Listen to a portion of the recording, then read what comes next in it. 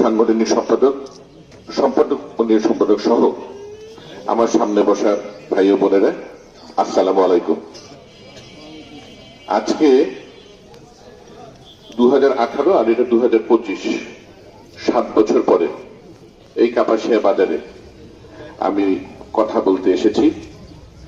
আল্লাহর কাছে অশেষ শুকরিয়া, 5ই আগস্টে ছাত্র জনতার বিপ্লবের পরে যে মুক্ত পরিবেশ, সেই মুক্ত পরিবেশে আমরা এখানে কথা বলতে পারছি।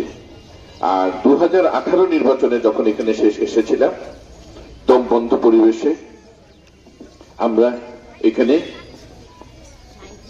নির্বাচনী প্রচারণার প্রচেষ্টা করেছিলাম। আমাকে নিজেকে শারীরিকভাবে আমাকে আহত করা হয়েছে, আমাদের নেতা কর্মীদেরকে খুন জখম করা হয়েছে, মামলা দেওয়া হয়েছে। নির্বাচনের তামাশা 2024 নির্বাচনের আগে 2018 নির্বাচনের যে নির্বাচন যে কত বড় একটা তামাশা বিষয় হতে পারে সেটা সারা দেশের জনগণ দেখেছে। ভাই বোনেরা, আমি রাজনৈতিক বক্তব্য রাখবো না, তারপরে কিছু কথা না বললেই না। প্রথমে আমি আমাদের যে সামনে যে সাংবাদিক ভাইরা আছে ধন্যবাদ জানাই।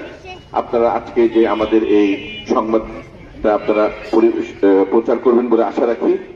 একইভাবে আমি আশা করব যে বিএনপির নামে সারা দেশে, খালি কাপাসিয়া না, সারা দেশে যে পান থেকে চুন খসলে যে বিভিন্ন সংবাদের নামে বিভ্রান্তিকর তথ্য প্রচার করা হয়, একই গুরুত্ব সহকারে বিএনপি যে জনগণের পাশে আছে, সবার পাশে আছে, কাজ করে যাচ্ছে জনবান্ধব, ওগুলো যেন দয়া করে একই গুরুত্ব সহকারে প্রচার করা হয়, সেজন্য আপনাদের প্রতি উদাত্ত আহ্বান জানাবো আমাদের সাংবাদিক ভাইদের।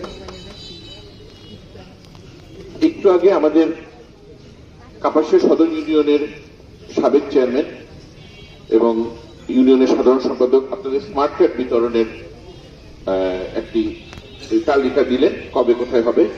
আমি এখানে ছাত্রদল, যুবদল, স্বেচ্ছাসেবক দলের দৃষ্টি আকর্ষণ করছি। হেল্প ডেস্ক আপনারা ইতিমধ্যে জানেন, এই কাপাসিয়া সদর ইউনিয়নে যেন সর্বোচ্চ সংখ্যক হেল্প ডেস্ক থাকে এবং এটা আপনারা ব্যবস্থা করবেন, এটা মূল দল করবে না। কিছু এখানে এটা ঘরোয়া পরিবেশে যদি বলা উচিত, এই তরগাঁওতে কয়েকদিন আগে হলো, আরো কয়েক জায়গায় দুঃখজনকভাবে হেল্প ডেস্কের যেভাবে বলা হয়েছিল, নির্দেশনা দেওয়া ছিল, সেভাবে ব্যবস্থা করা হয়নি। আমরা আজকে এখান থেকে 11 ইউনিয়নে আমরা ইনশাল্লাহ স্বল্প পরিসরে উপজেলার পক্ষ থেকে শীত বস্ত্র এবং কম্বল, মানে এখানে